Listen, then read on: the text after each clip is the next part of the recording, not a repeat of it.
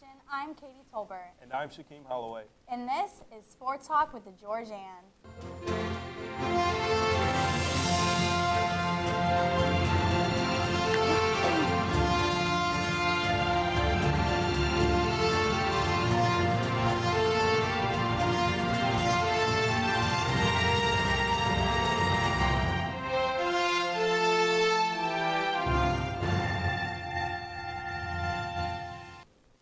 So this weekend was another successful weekend for the GSU football team. And Shaquem, your prediction was pretty close to the actual score, which was 59-17. Although the score doesn't show it, this game had a very slow start from both teams. In the first quarter, the Eagles only scored 13 out of their 59 points, and St. Francis didn't score anything. The third quarter was really when the Eagles kicked their game into high gear and scored 26 points. One element of this game that I wanted to point out was the passing. Hello! We haven't had a chance to see such a strong passing game from Georgia Southern football since 2009.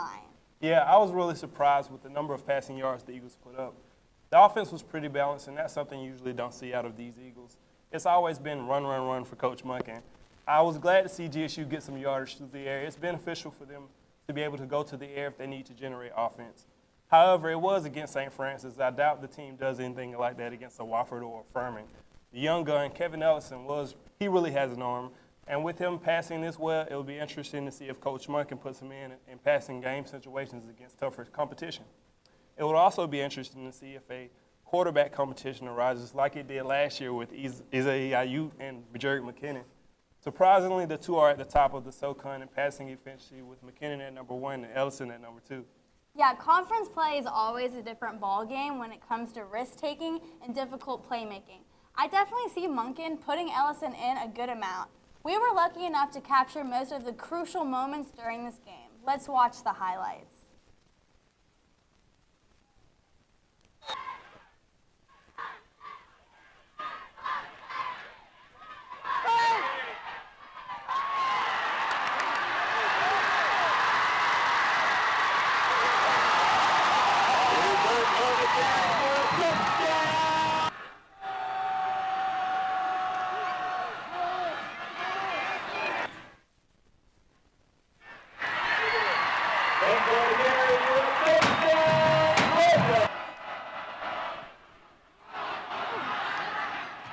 First down and 15.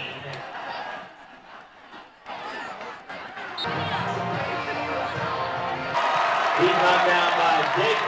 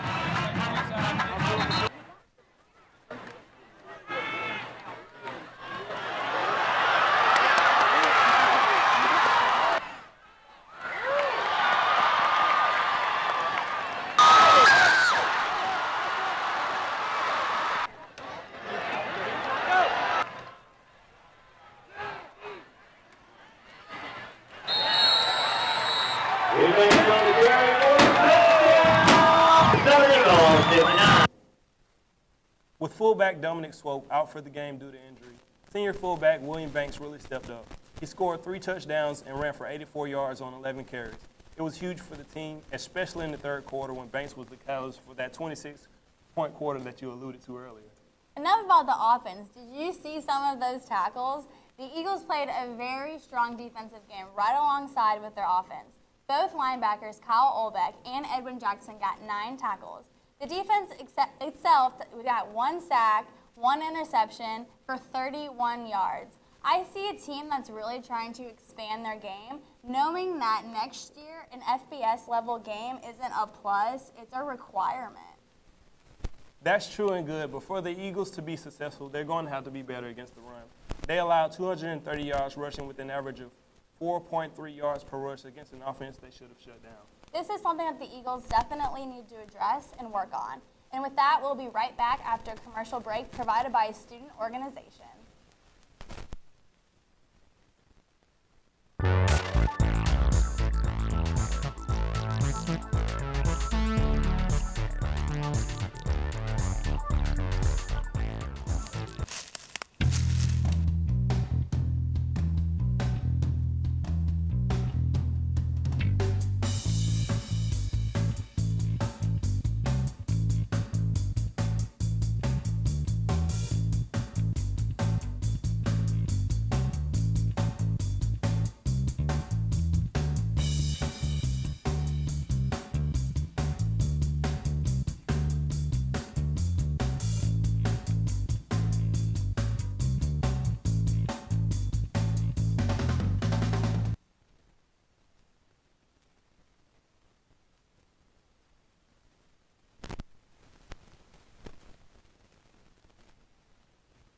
So we just caught up with what happened in last weekend's game, but now we need to talk about the upcoming game.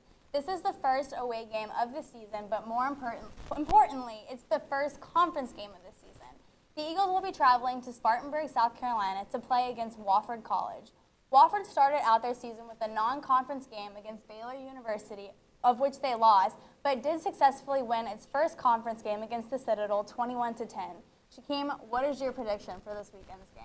Well, the biggest question going into this game is, will Dominique Swope play? I'm hearing that it all depends on how he fares in practice this week. Coach Monken really wants to monitor it because he sat out last game with an injury to his shoulder, I believe, and that's okay because, well, 59-17, enough said. And I do believe they won't get a double-digit win like they did against St. Francis, but it'll be a closer game, probably something to the tune of 24-20. And I see if he doesn't, I think Banks can, if Swope doesn't play, I believe Banks can come out really strong, and McKinnon and company will lead them to success. I also see a win in the Eagles' future, but like you said, it won't be a blowout like the two games previous. Wofford's biggest threat is their senior running back, Donovan Johnson, so it could potentially be a complete running game. But if the Eagles can keep up their throwing game, that might give them an advantage over this team. Like you mentioned earlier, the Eagles' defense let up too many yards running against St. Francis. This cannot happen against Wofford. I think Monken knows that and probably has hammered it into all his players' heads.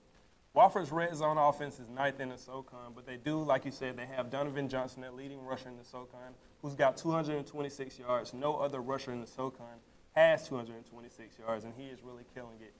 On the topic of kills, the GSU volleyball team killed it at the Magnolia Invitational this past weekend. Yeah, so the GSU volleyball team did an excellent job this past weekend in the Magnolia Invitational, defeating all three of their opponents, Arkansas State University, the University of Mississippi, and Kennesaw State University. These were huge wins for this team and a great way to continue their successful non-conference play. They did carry over that error problem that you alluded to on last week's show into the next two games with 20 errors against Arkansas State and 17 errors against Ole Miss, but they were able to win. Sophomore Kristen Curry was named SoCon Defensive Player of the Week for her performance in the Magnolia Invitational. Curry averaged 1.42 blocks per set, collecting 17 total over the weekend for GSU. Curry ranks third in the SoCon with 1.25 blocks per set. This is a very young team this year with 4 freshmen and 6 sophomores. The fact that they can be so young but dominate the court the way they do is pretty impressive. But we all know that the seniors hold every team together. By their 4th season, their leadership skills and experience are on a different level. I had an interview with one of the 3 seniors and talked about her with just this. Here we are with Lauren LaRock, Senior Defensive Specialist for the Georgia Southern Volleyball Team. Thank you for being here. You're welcome. And congratulations on your awesome performance this weekend at the Magnolia Invitational. So first off, tell us about how you got started with volleyball. Well, I got started when I was really young, and it was just something that really interested me. In middle school, I did cross country and track and basketball for a long time, and then volleyball was just the one that I stuck with. That's awesome. Well, starting off talking about your team, you had a loss against Troy, which was surprising to me especially, and then you came back and had an awesome weekend. What did you and your teammates do to make that improvement? Well, I think that Troy just really left a bitter taste in our mouth, and we came out there expecting to win. And it was just one of those games that you're going to learn a lesson the hard way. And so we definitely learned our lesson, and we came out and we worked really hard in practice for on Tuesday, and we just came out ready to work. And you're one of the few seniors that are left on the team. So do you feel after a loss like that, you're encouraging the younger ones at all? Definitely. I think that we definitely encourage each other as a team. And it's just like a team effort to really go out there, no matter what age we are. I think it's just a team effort. So. Do you find having a young team as an advantage for you, or do you see it as a setback sometimes in those situations?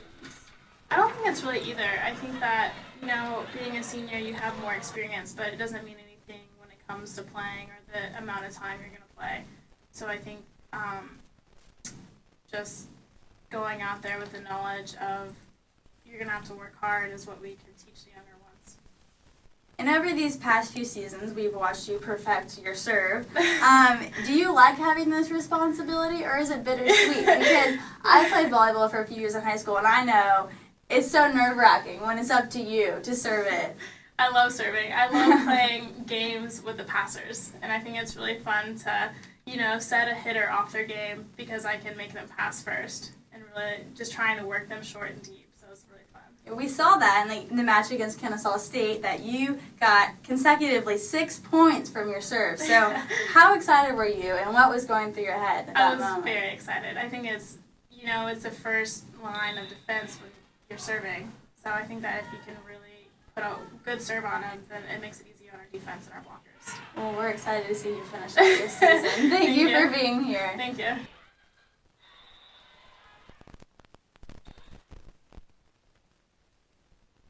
The Eagles have some promising young players for the foreseeable future. Kristen Curry and Caitlin Minley are two of the current Eagles that will lead the pack when Lauren LaRock and the other seniors move on from GSU. So on Tuesday, the volleyball team went head-to-head against the Georgia Bulldogs right here in Statesboro. Going to this match, I had high hopes for the Eagles because they had just defeated an SEC team, Ole Miss, just a few days beforehand. But the match against Georgia was a different story. The Eagles lost the match, winning no games and committing 20 hitting errors and 6 serving errors. Well, you said it last time. Errors will kill them, and they did. Defensively, UGA held the Eagles to a .078 hitting percentage. Brittany Northcutt led the Dogs with 11 kills, 2 aces, and 1 block.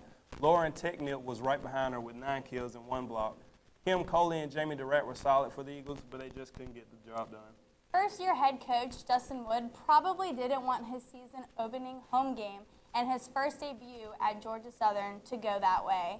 But I think it's important to talk about how well they fought against a big SEC team like Georgia and how well they kept up in long volleys. Normally, the volleys these girls excelled in would have earned them a point in the SoCon, but this SEC team fought until there was no fight left on the Eagle side of the net. Junior middle Kim Coley led the team with 10 kills, and sophomore defensive specialist Alexandra Beecher recorded a match-high 17 digs. Beecher had an excellent performance in this game, going after every single ball and diving to get that dig to keep the ball in play. The Eagles had some very impressive plays throughout the match, but like I said before, errors were a serious issue for this team. This was such a serious problem because Georgia only committed 8 hitting errors while earning 41 total kills. So Georgia earned a total of 75 points to win the match, and GSU gave away 26 free points due to errors. So about 35% of Georgia's points came from Georgia Southern.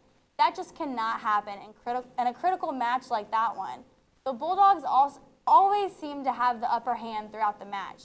Each game, the Bulldogs led the way, which was followed by the Eagles making power plays to catch up. But once again, and at the end of the game, Georgia would make another run and take the win. Hopefully the girls will get back into the swing of things at Hanner because their next 10 games will be at home. They will be hosting 2 tournaments, the Georgia Southern Volleyball Tournament and the Bash in the Borough, which will be followed by 4 consecutive home conference games against Elon University, the University of North Carolina at Greensboro, the Citadel, and Furman University. I believe they'll bounce back this weekend with their home court advantage against High Point, North Dakota State, Oral Roberts, Central Michigan, Jackson State, and Charleston Southern all coming to town. Yeah, I think they will have a really strong game and pick things up, but At the same time, with this new coach, I think they're struggling with how to make sure that those errors don't happen. And it could easily be communication problems between the players and the new first coach. And also, I see a young team. So there are a few seniors that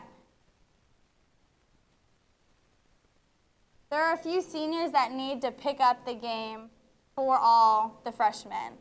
We'll be right back after a commercial break provided by a student organization.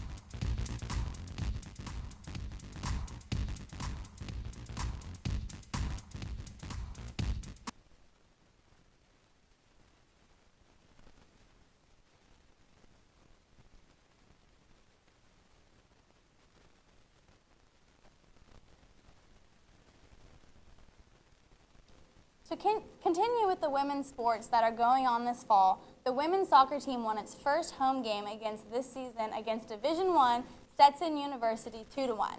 This game was big because it was their home opener and they won, but what's even more impressive than that is freshman Jennifer Whittick scored both goals in this game.